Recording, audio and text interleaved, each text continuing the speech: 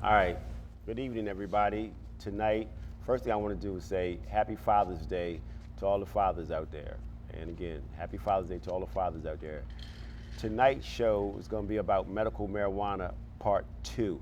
We had a show before. We want to catch up with everybody. But before we get started, there's a couple of announcements I'd like to make. South Carolina, I'd like to send our condolences to South Carolina and the tragedy. And we definitely need to have a show and start talking about serious issues. And because I'm so afraid that after this is over and after the media goes, we're gonna go right back doing nothing. But I definitely would like to have a show, and we need to have some serious conversation in this country because I can't believe it. But the people in South Carolina, that's what I call faith. And I still can't get my head around how good and the faith they believe in God. It's just, I cried when I started listening to some of the people at the court and how they told this criminal, cold-blooded criminal, that they forgave him and they appreciate him being there. And but that's something we need to have a conversation about. And the next thing, I would like to have a show again, talk about lobbyists and some of the lobbyists that you got some lobbyists who do good work. You got some lobbyists who come in our community to really break our community down. All money to me is not good money, and we need to definitely talk about that because some people come in and I think about the port deal. It could have been 16,000 jobs lost. And one of the persons who was working for the company who wanted to where we could have lost our jobs came out of the Baker's administration from the city. And we need to talk about that. We really need to talk about that. Like I said, I do like the Bobby Bird and his group because they're not trying to crush, they're trying to create jobs. I might not always agree, but they're trying to create jobs. But that's something that we need to talk about. We need to start having a scorecard, who's doing what, and we need to talk about it on TV. But we need to stop letting people come in our community who we think are friends and cause havoc. But tonight, again, I'm gonna get back to the show, and I'm gonna ask our guests to introduce themselves, and we're gonna start going into questions about the medical marijuana. So I'd like to introduce yourself. Hi, my name is Zoe Patchell, and I'm the co-chair to the Cannabis Bureau of Delaware. Okay. My name is Deborah McPherson-Nall. I am a medical marijuana patient in the state of Delaware. I'm also the founder and creator of the Delaware Patient Network. And I'm John Flaherty, a lobbyist and a legislative observer of the issues in Delaware. Okay. And also, John Flaherty is like a walking encyclopedia. This guy knows it all. If he can't, he will get back to you. But one of the questions, why is medical marijuana such a hot policy? Why is it such a hot issue right now? Start with you. Well, it's so important, and I think that because of the decades of misinformation that's been put out there, that people are a little timid to accept the research because there is plenty of research out there and about how beneficial this plant is. So I think it comes from old attitudes. Okay. And what do you think? Well, I think it's the greatest medical discovery since penicillin, and I think a lot of people, like doctors and the medical community, are slow to embrace it because of old stigmas, and all of that really needs to change for the patient's benefits. John. Medical marijuana was caught up in politics, not so much the medicine, but unlike the other three marijuana bills this session, the decriminalization of marijuana, the medical marijuana for children, and the research of marijuana. The medical marijuana passed and was signed into law almost 4 years ago, Julius. It's been around 4 years. And so there were back and forth discussion between the governor and the United States attorney.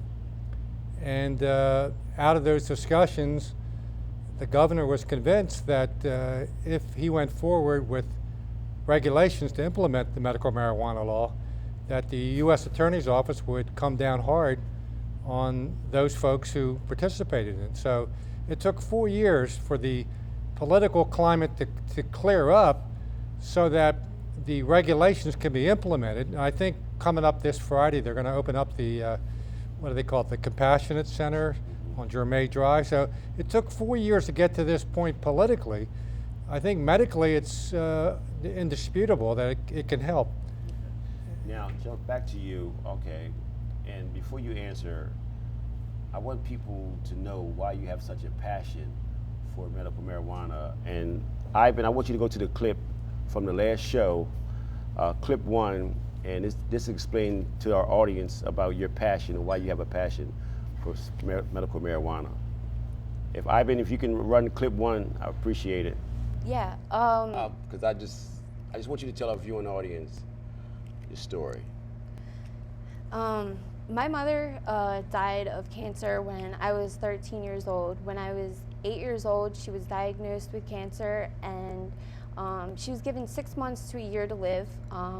She received radiation, and then her cancer came back. And then she was receiving chemo. She was put on all kinds of pain medications and such, and she was wasting away to nothing. I would hear her in the middle of the night being sick off the chemo, and I would go in there to try to help her, and it was just getting bad for a while. And then they had her on antidepressants that actually made her want to kill herself at one point. So it's an extremely painful subject for me.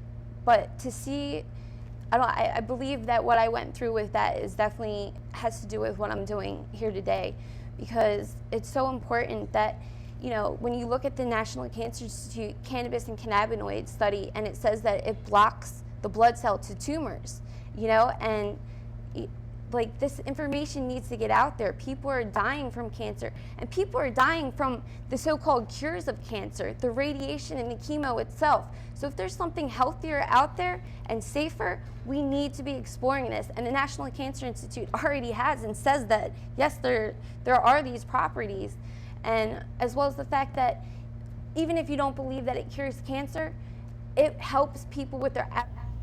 Okay. Again, and I wanted our viewing audience to see this young lady's passion, and she's been working very hard to try to stop suffering from, patients. So you'd like to go ahead and talk about that? Yes, this movement is very important to me for those reasons, and there's just so much research out there, and when there's patients suffering, and there's people saying there's not enough research. Well, I just want to read the National Institute of Drug Abuse just changed its policy statement in April of this year, 2015, and it says marijuana extracts may help kill certain cancer cells and reduce the size of others. Evidence from one cell culture study suggests that purified extracts from whole plant marijuana can slow the growth of cancer cells from one of the most serious types of brain tumors. And this serious type of brain tumor that they're speaking of is a glioblastoma, and that is actually exactly what my mother died of.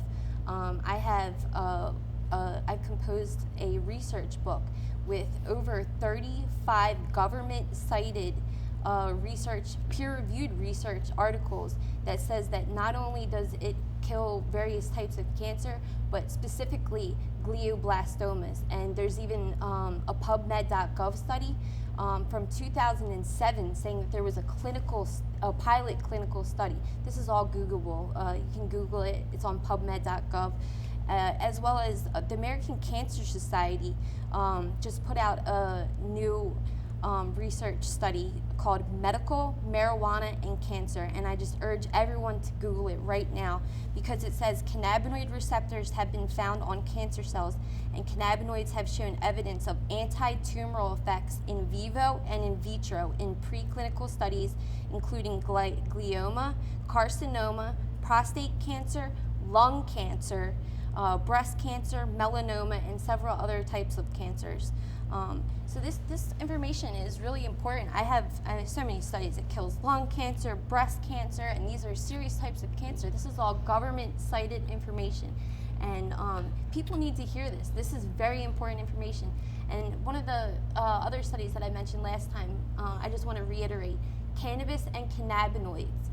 It's a National Cancer Institute study, and that's nationalcancerinstitute.gov, and it says that it's an anti-inflammatory. It kills, it can block the blood vessel supply to tumors, as well as some antiviral Okay. activity. Also, I'm gonna get to you next, but what people also don't understand that the United States government has patents on half the marijuana studies.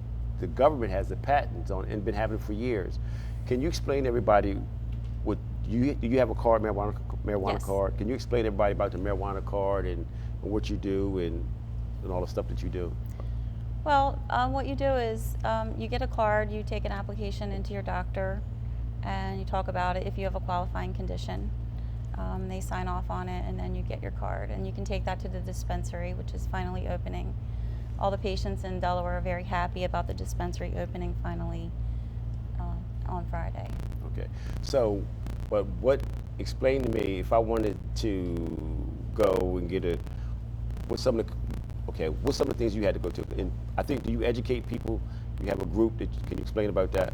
Yes, the Delaware Patient Network was formed because patients have very little information to go off of.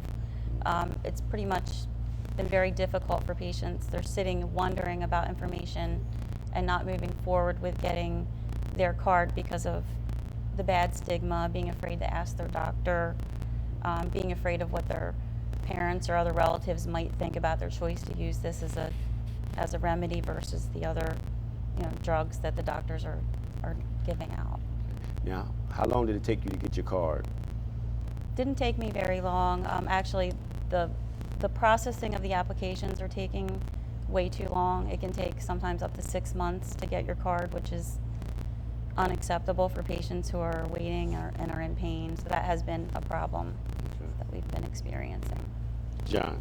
Sanjay Gupta, the doctor on CNN, he was originally against medical marijuana until he saw how beneficial it is. And marijuana should be a medicine just like any other medicine. And what eventually happens is that the pharmaceutical firms, they did this for ulcers, they did it for concussions too. They end up hounding these researchers.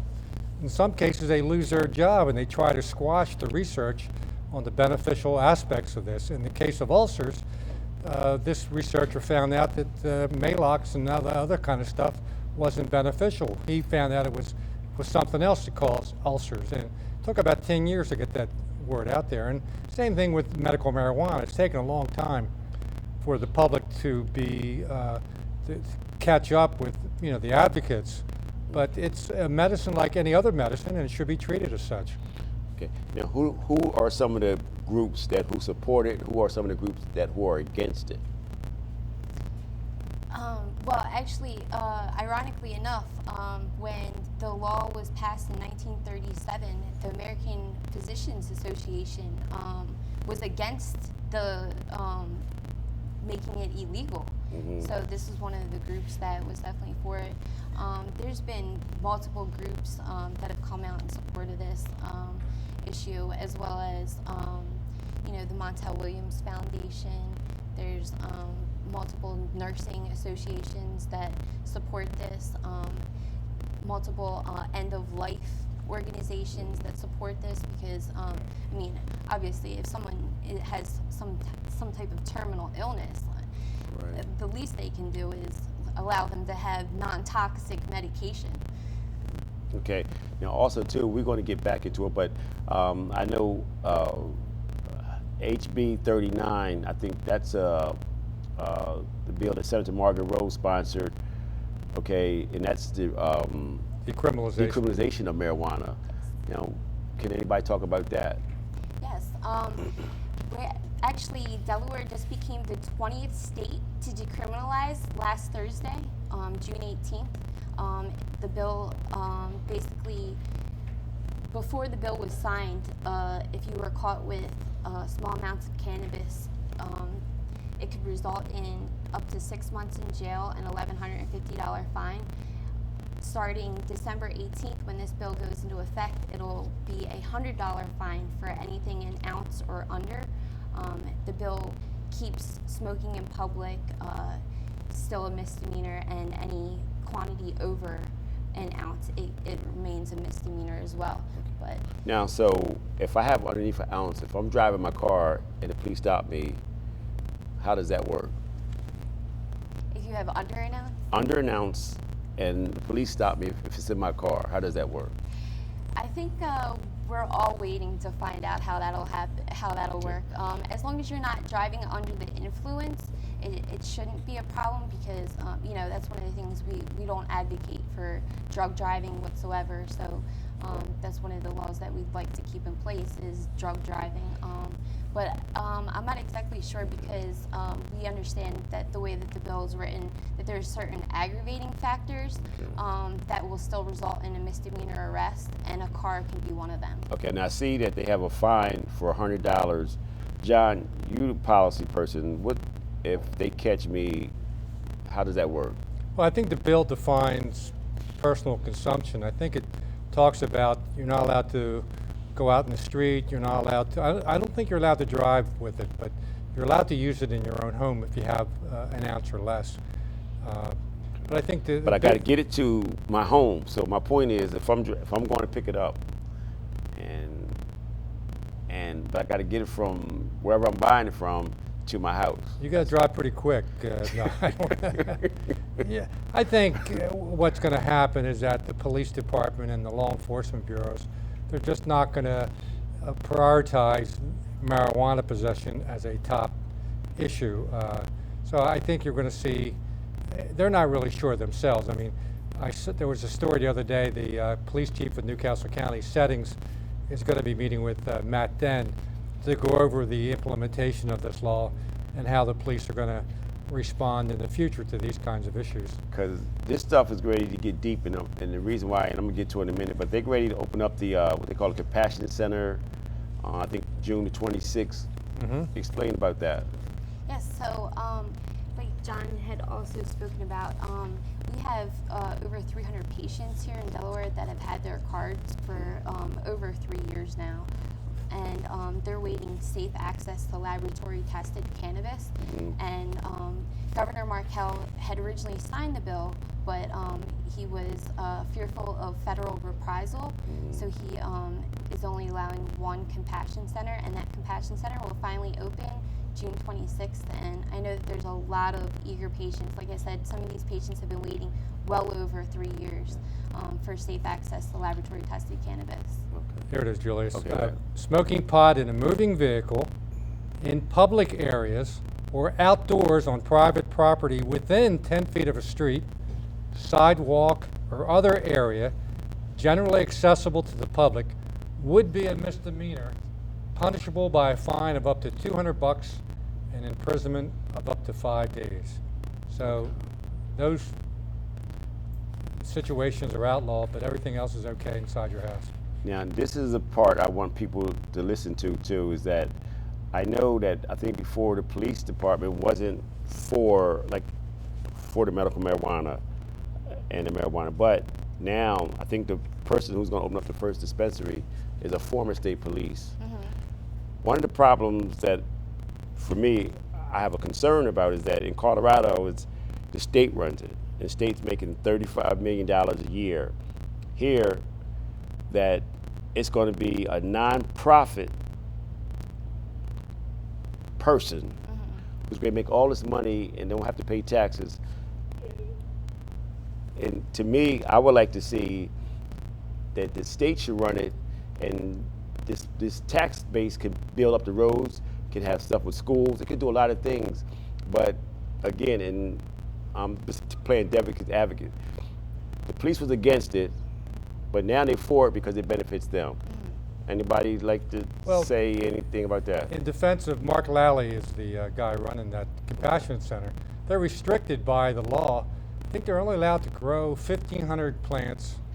They're only allowed to have marijuana for 500 patients or some odd. So there's a lot of restrictions that they're under, as they get started. Yeah, So but that's always like in California. It always starts that way. It's like, okay, I remember in California it was strictly chronic, and then it was like, I mean, if you had a cold, anything you could put chronic illness on anything. It always starts out that way. But my point is that they're going to make $35 million, and now how you going to be nonprofit? Well, I think that's an important distinction to make, though, however, is because this is medical cannabis, we don't want it taxed. We want to keep it nonprofit. And that's where you're seeking the significant tax source is your recreational cannabis, because it's not people suffering from debilitating illnesses that are on disability and such as with our program. The only way you can get a card here in Delaware is if you're suffering from a debilitating illness, which more than likely you're on some type of disability, and these exorbitant prices for the cannabis, you're not going to be able to pay. What you're seeing in Colorado, however, is, and it's not state run, it's private businesses, but they're subjected to the tax law, like you were saying. So it's not nonprofit, but that's on the recreational side, which is completely acceptable to tax the bejesus out of or whatever. But for medical, it's important that these patients have safe, affordable access. I mean, I hear what you're saying, but I think we still can make it affordable. We just don't have to be at the high end. It's just I'm ready to make a few people rich where I can enrich the whole state, especially when you're having economic problems. You know what I mean? And then I just think that some things need to be talked about and go back to the table. I think it probably will, Julius. It kind of like with the casinos. They started out in 1993, and as they got more successful, the state increased the percentage of take and the tax for the various things. So it may turn out that that's what's going to happen here. Also, I want the public to understand again, and that because of federal laws, everything is paid in cash because they can't take that money and put it in a bank because of federal laws. So every dispensary has a big vault. They got to pay the payroll out in cash. They got to pay all the vendors in cash because they can't put the money in the bank because of federal laws. So each dispensary they might have a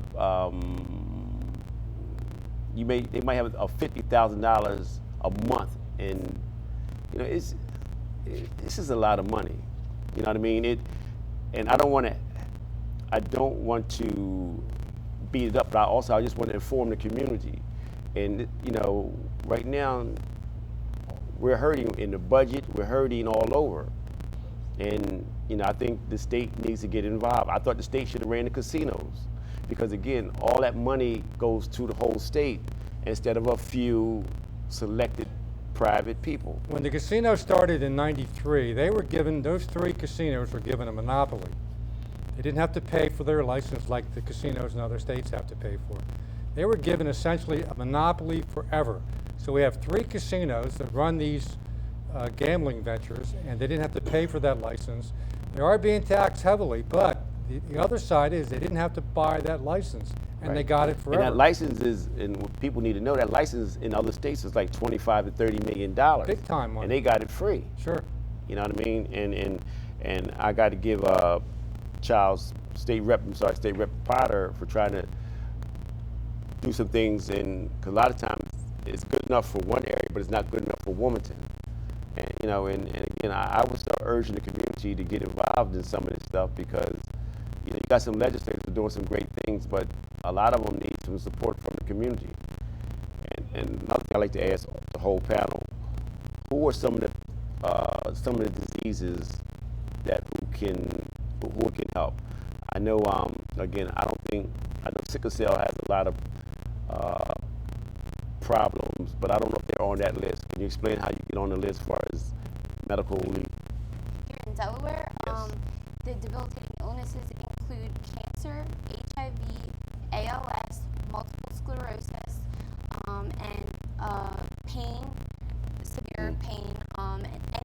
There's a clause in the law that states any condition or illness that hasn't responded from other treatment within the last 3 months. Now, who writes the prescription? Who can It's- write the prescription? Yeah, it's not a prescription, it's a recommendation, and that has to do with the federal law It's not a doctor giving you a prescription. The doctor just you have an application, and you have to take it to your doctor, and then they fill it out, and they say that they recommend that you could possibly benefit from cannabis, and that's how they kind of go around the legal parameters from the federal government, and that's happening in all the states that have medical cannabis.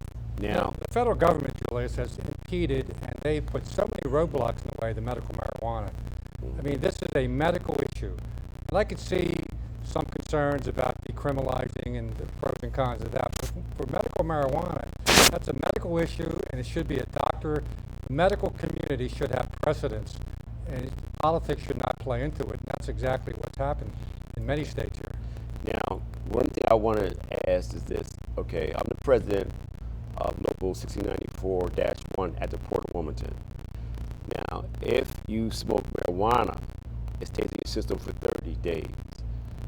So the employer will either, with us, you got to go get treatment, and if it happens twice, 3 times, you're terminated. But yet, there's other medications to me are way stronger than marijuana that our union can use.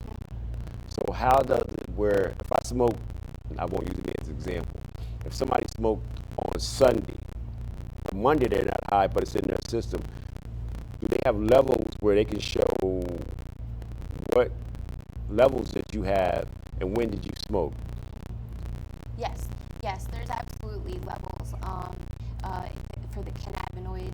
A lot of times they're measured in nanograms, and I just want to say though that that's one of the things that we kind of focus on is how the body kind of retains cannabis, because if you think about the human body, it retains toxins, and one of the things that we know about cannabis is that it's non-toxic, and that's one of the reasons that your body is holding on to it. So it's believed that it stays in your body so long because your body is using these cannabinoids for various, anti-inflammatory, regulating the endocannabinoid system. That's another thing I urge someone to look up on their computer.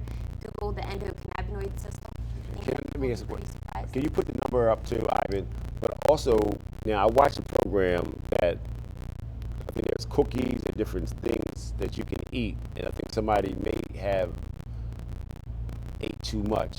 So what would Delaware have? Will they have cookies, oils, Kool-Aid?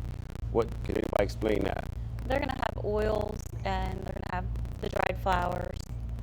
They're also going to have no edibles in Delaware at this point, but definitely the oil and vaporizers with the oil in it. It's for convenience.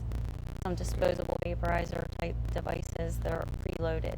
Now, what about kids? Because I've seen one program where there's something they can take out of where you don't get high enough, and it helps kids a lot. But where's Delaware on that?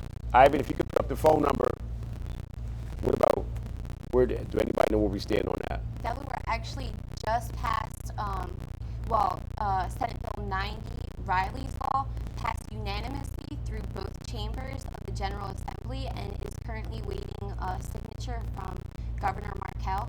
And it allows minors to access to low THC, high CBD oil, and those are the cannabinoids that we were just speaking about.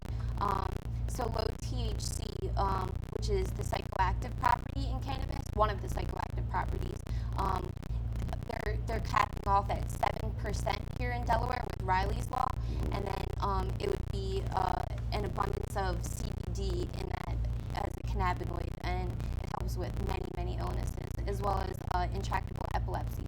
Can we go to a commercial? Because it's something I want to, we get a chance to go to the second clip, Ivan, and then I want to come back and talk about difference in other, the side effects of other medications compared to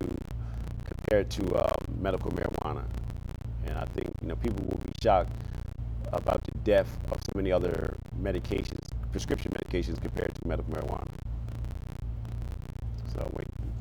And many other pharmaceuticals, Tylenol contributes to over 400 deaths a year. Cannabis has never been associated with any deaths. In fact, I have a Department of Justice DEA quote It's from a report called Drugs of Abuse, and it states that no deaths from overdose of marijuana have been reported.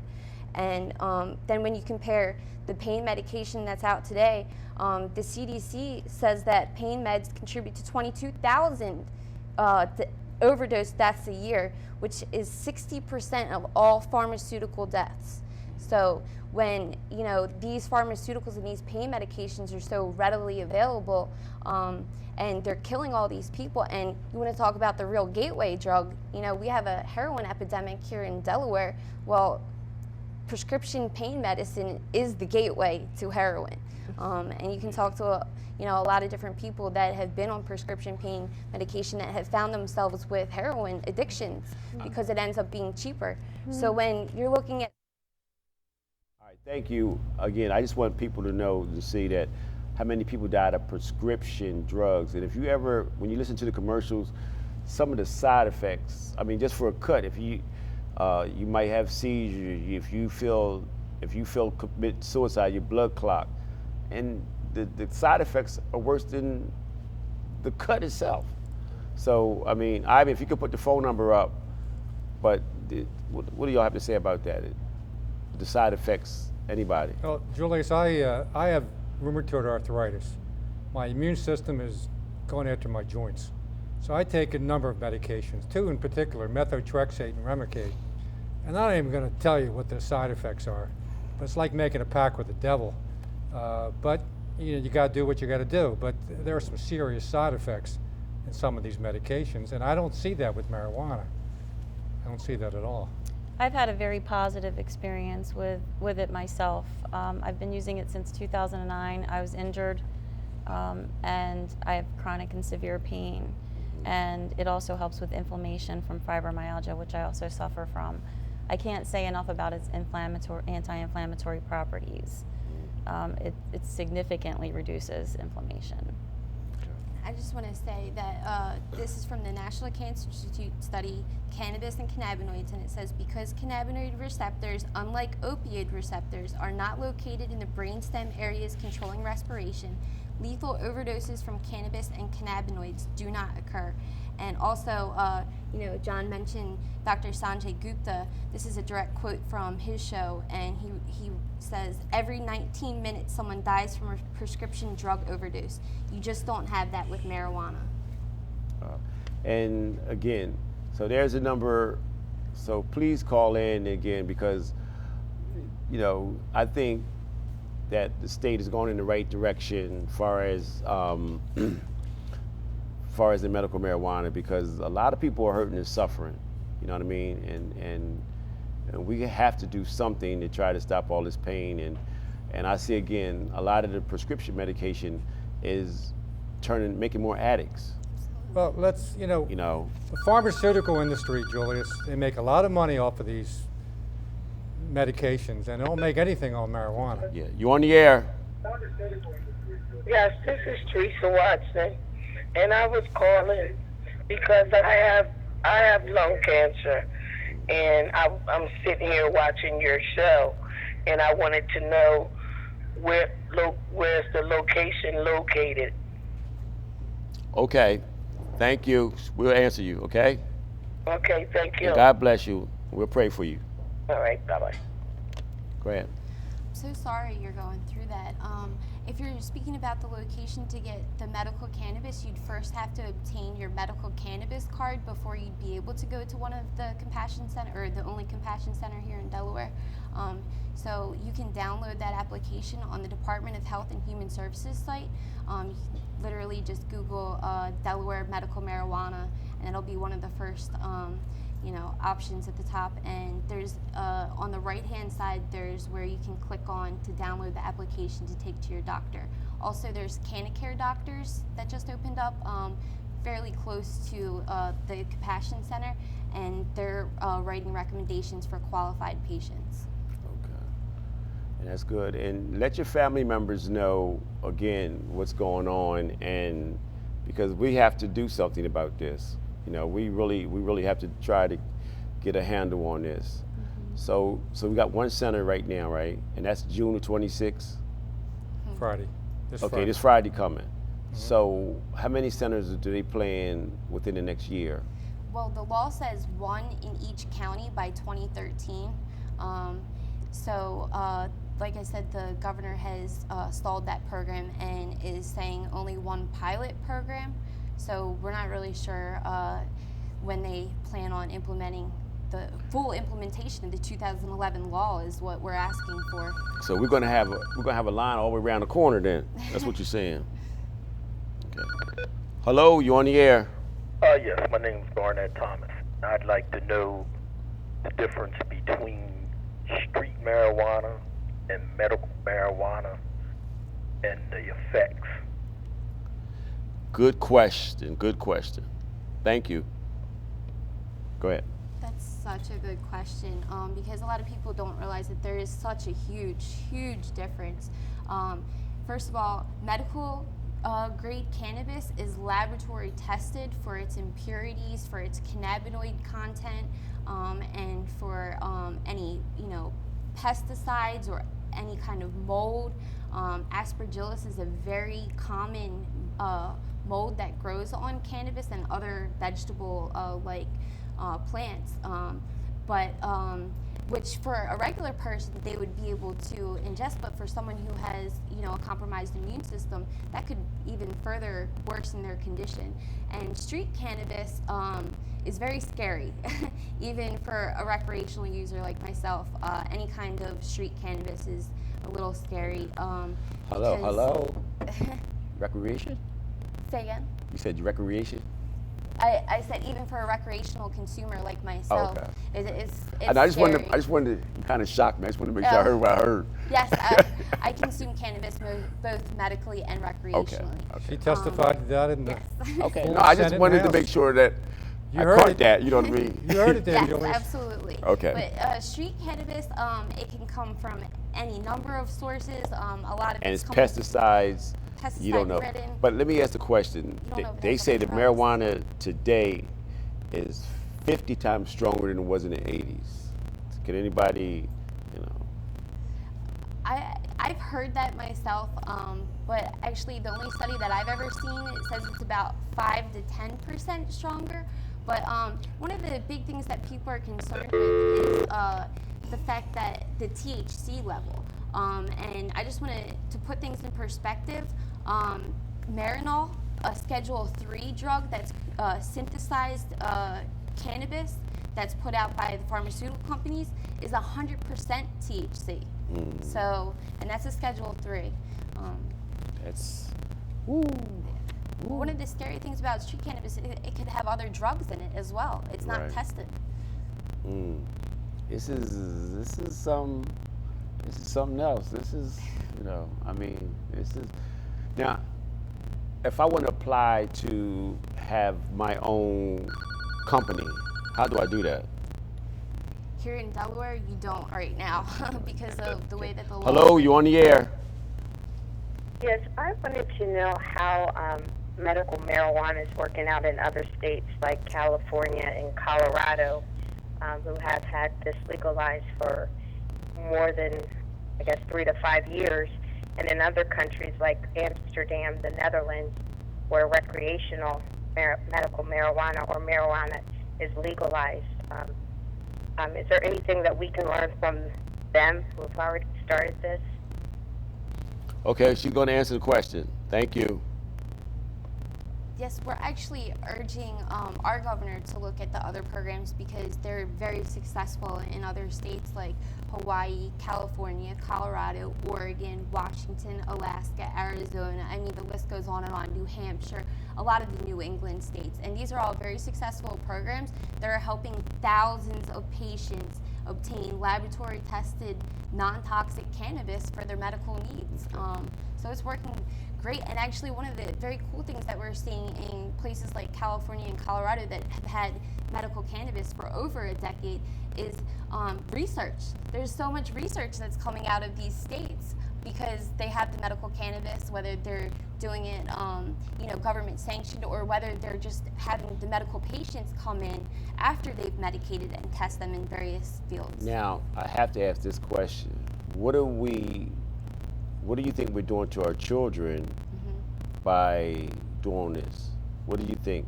Even though we have 3 presidents that we know about that who has admitted smoking marijuana in college and in high school, but what is the message you think that we're sending to the children? The message we're sending to the children is the truth now. After so many decades of, lies and being misled, we're finally, educating on the truth. I think the important thing, whether it's medical or recreational, is that it's education over prohibition. And the woman just spoke about the Netherlands and Amsterdam. Well, actually, their teen use is twice as low as our teen use, and they've had regulation for 3 decades now. And one of the things that they're seeing with that is because of the regulation, they're implementing like the We Card programs and such, so they're making sure that their teen demographic isn't being sold drugs. Okay. I can say one thing, when the tobacco lost, and one of the things they had to do was educate the children. When they started educating the kids, smoking dropped 50%. 50% for teens and younger kids. So education is key. And that one person had to go to jail or be put in handcuffs. Hello, you on the air? Hello? Hello, you on the air? What that do for people that's in recovery? Say that one more time. What that do for people that's in recovery? What that, For people that's in recovery. who's in recovery? Yeah, people in recovery. Okay, what do you mean what does that do for people who are in recovery? Explain it a little bit more detail. People that's addicts, recovery addicts. Good question. I'll let everybody answer, but People that the addicts, they really come and add more stuff to it. That's what I'm thinking. okay. All right, but this is for medical, but if I would think that you would, what's more important, your health, but I'll give them a chance to answer, but that's a good question. That's a real good question. Thank you. Okay, what he's saying basically is for recovery, people who are recovering, where does that put them? But mostly recovery, they end up, if you're taking medication, this is stronger than medication is worse than marijuana. Yeah, if you're talking about on a medical level, someone who's in recovery is going to be given, serious medication as well, and this is a lot less addicting and a lot less harmful. It's completely not toxic, but recreationally, I just want to say that it's Hold on actually for a now second. being called an exit drug. So where we once heard that it was a gateway drug, it leads people into harder drugs. That's not the case. It's actually leading people out of drugs. It's being called an Hello, exit drug. you on the air? Hypothetically speaking, I live in a house with someone who uses. Hypothetically speaking, I live in a house with someone who uses medical marijuana. Now, is that going to affect me on my job as secondhand smoke? Now it's in my system. How do I explain this to my employer? Okay, I think I might can answer that. Good question. Okay, she's saying that she lives with somebody and they worry about secondhand smoking. I know as a president of a union, and I've seen people, one of the things I would say is when they're smoking, I would go into another room. That's the first thing. I would get away from them, or I would have them make sure that they smoke it in an area that's away from you, because believe it or not, your employer won't believe you. They're not going to believe you. It's kind of like the dog ate my homework. They're not going to believe you, but just make sure they give them a designated room to smoke and make sure that you're not around it. That would be my answer. Anybody else want to add to that? Best idea. Okay, but because I've heard a lot of people say, well, I went to a party, I did that. I mean, sometimes we just got to make better decisions. But I'm waiting to see how this thing play out as far as the employer. Well, the Delaware Medical Marijuana Act does protect employees that are medical patients. Delaware put in a law, they did it the right way. A lot of states are having problems with this. As long as it doesn't prohibit your employer from getting licensed, or you're not operating heavy machinery or driving, you are allowed to be a medical patient and work. Say that one more time. That's excellent. One more time. You can be a medical marijuana patient in the state of Delaware and work. And hopefully it'll put a lot of people back to work. It put me back to work. That is probably the best information I heard. That's good. You know, that's excellent, because I didn't know that. It's very, very important for all patients to know that, and that's one of the things, pieces of information a lot of people don't know that are thinking about becoming patients, that are a little bit hesitant about their jobs, and that could be the reason why. And that's one of the things the Delaware Patient Network wants to do, just educate doctors, the medical community, and patients at large. Want-to-be patients that are afraid, basically because of their job. But yes, it is very possible in Delaware to be protected. You will be protected. That's excellent. And matter of fact, because of what you just said, I'm going to set up a meeting with my executive board and with the union. I mean, with the management, and it's something that I'd rather be ahead of it than wait to see something happen. And that's something that I'm going to talk with the port director and his staff and with our team, and try to get ahead of this. That's excellent, because you know, people are in a lot of pain, especially the jobs that are very physical, bending and stuff. You know what I mean? Like you said, anti-inflammatory and all that. So that's excellent. Also, okay.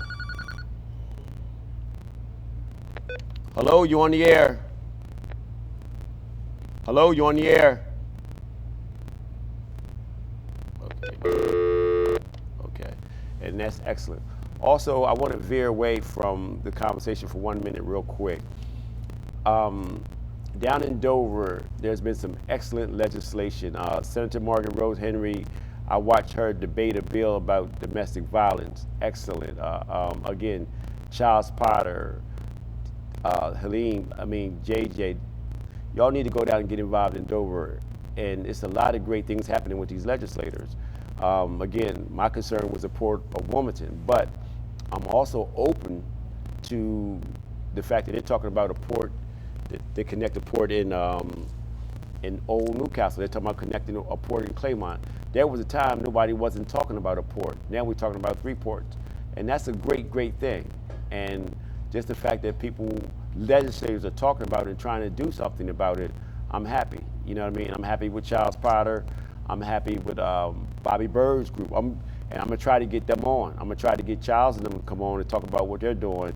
And he's talking about expansion for Wilmington Port, but they're also looking at the other port. What I'm hearing now is that they're talking about combining. So that means, and that's a win-win.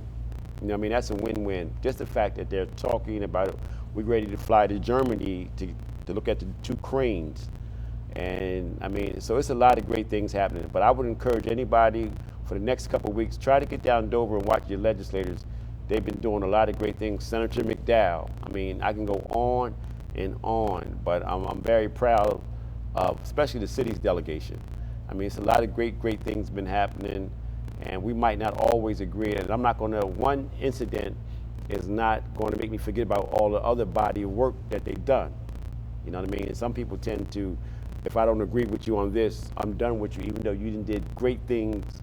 You know what I mean? So, but the legislators has been doing a great, great job, and I want to say to all of them, you know, thank you. You know, so a lot of great things been happening. And we have Jeff Bullock, who just got sworn in for the Newport in charge of the board. You know, so it's a lot of great things that are going on with the Port of Wilmington and the other ports they're talking about. Again, if they can make them all consolidate to one, hey, I'm with it, and our team is with it. So again, to Charles and to Tom Gordon, to everybody who's involved in all this stuff, I mean, good job, really good job. So again, I'm gonna get back to the marijuana. How can I go apply to start a company?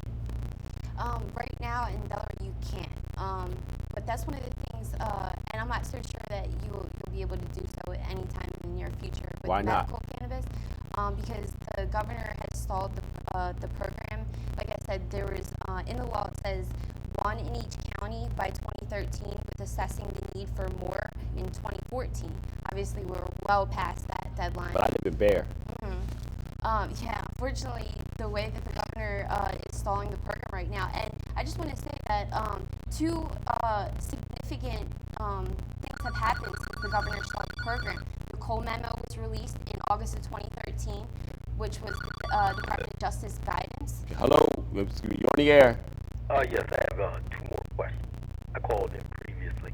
First off, with the people that will be allowed to work under medical marijuana, will they be able to smoke on the job?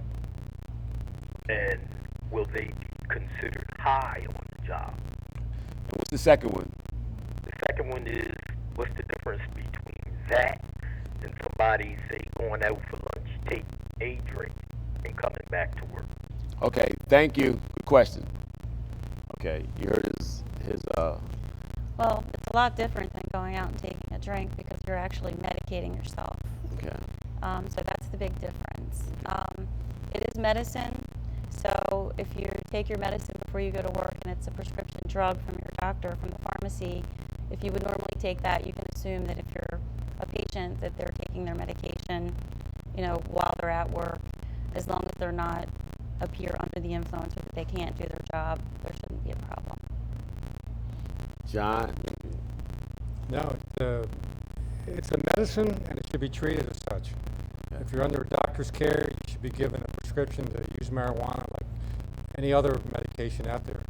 So it's not a recreational thing, it's a medical issue. But I would hope that they would smoke it somewhere privately because I don't want to see, I know my guys at the port, they'll walk by, they'll be walking by, like, so I know them guys, so but I would hope they would be respectful about it. But, I mean, to me, this is good news, and it's been very, very, good information because, it's needed. A lot of people are suffering out there, kids, seizures, and, I watched one guy, he was having 10 seizures a day, and he started smoking marijuana, and it dropped down to 1. And these, we need to, sometimes we can live with a lie so long a lie becomes the truth. And they've been against marijuana for so long that the truth is finally coming forward, and I'm proud about that. You know what I mean? Because people are suffering. People need to really not be afraid to speak up about what they want, and patients need to be allowed to have access to it in hospitals. So hopefully with the dispensary they will have. Hello, you on the air? Yes, this is Teresa Watson, and I was diagnosed with lung cancer, and I wanted to know, how do you get the form for medical marijuana? Okay, thank you. And we're going to pray for you. Okay, she's going to tell you now. You can get the form from the State of Delaware website. Their public health website has the form. And you can also feel free to come to the Delaware Patient Network meeting. We're going to have our next meeting at the Kirkwood Highway Library, 7 p.m. on Monday, July 20th. We have application forms there for everyone, and blank ones, and we can give you advice on how to approach your doctor with the questions. Okay, well, they're telling me to wrap up. Again, thank you for this great panel. Thank you for the information. Again, happy Father's Day to everybody, and you'll see us next month.